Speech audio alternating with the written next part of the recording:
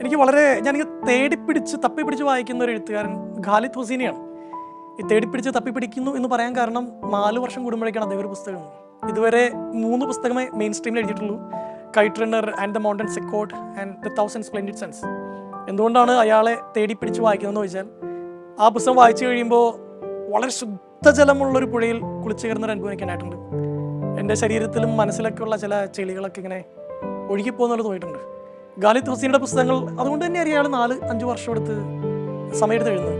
And the mountain സെക്കോർഡ് എന്നുള്ള പുസ്തകത്തിലെ ഒരു വാചകം പോലെ എന്നെ സ്വാധീനിച്ചിട്ടുണ്ട്. അതിങ്ങനെയാണ്: ഓൺ യുവർ ഡെത്ത് ബെഡ്, നിങ്ങളുടെ മരണക്കിടക്കയിൽ അവനോട് ഒരിക്കലും പൊറുക്കണ്ടായിരുന്നു എന്ന് നിങ്ങൾ ചിന്തിക്കില്ല. മരിക്കാൻ കിടക്കുമ്പോൾ നമ്മൾ ചിന്തിക്കുക, അവനോടൊക്കെ ക്ഷമിക്കുകയായിരുന്നു. അപ്പം മരണം എന്ന കാര്യം നമ്മൾ ഫേസ് ടു ഫേസ് ചെയ്യുമ്പോൾ ഒരുപാട് മനുഷ്യരോട് പൊറുക്കാൻ മാത്രമേ നമുക്ക് തോന്നുള്ളൂ. അതുകൊണ്ട് ഇപ്പോഴേ പുറത്ത് തുടങ്ങുക എന്നുള്ള വാചകമൊക്കെ ആ നിമിഷങ്ങൾ, ഇത് ഞാൻ വായിക്കുന്നത് 2013 എന്തോ ആണ്.